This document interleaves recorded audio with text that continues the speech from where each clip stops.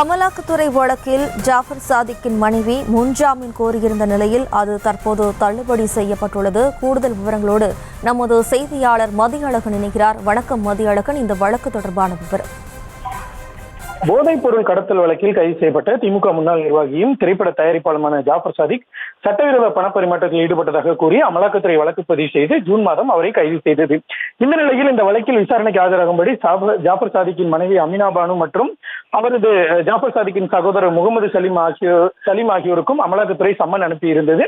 இதையடுத்து இந்த வழக்கில் அமலாக்கத்துறையினர் தங்களை கைது செய்யக்கூடும் என கூறி முன்ஜாமீன் கோரி இருவரும் சென்னை உயர்நீதிமன்றத்தில் மனு தாக்கல் செய்திருந்தனர். இந்த மனு நீதிபதி டிவி தமிழ்ச்செல்வி முன்பு விசாரணைக்கு வந்த பொழுது அமலாக்கத்துறை பதிவு செய்த வழக்கில் அமினா பானு பெயர் இடம்பெறவில்லை எனவும் இருவரும் ஏற்கனவே விசாரணைக்கு ஆஜராகி ஆவணங்களை சமர்ப்பித்துள்ளதால் முன்ஜாமீன் வழங்க வேண்டும் என இருவர் சார்பிலும் ஆஜரான மூத்த வழக்கறிஞர் ரமேஷ் வாதிட்டார்.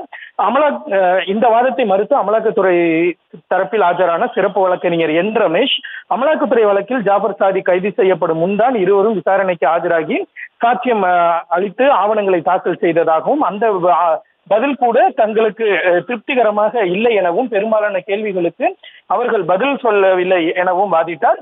இந்த நிலையில் தற்பொழுது சட்டவிரோத பணப்பரிமாற்றம் குறித்து அவர்களிடம் விசாரிக்க வேண்டி இருப்பதால் முன்ஜாமீன் வழங்கக்கூடாது எனவும் வாதிட்டார். அமலாக்கத்துறையினுடைய இந்த வாதத்தை ஏற்றுக்கொண்ட நீதிபதி ஜாஃபர் சாதிக்கின் மனைவி மற்றும் சகோதரரின் முன்ஜாமீன் மனுவை தள்ளுபடி செய்து உத்தரவிட்டார்.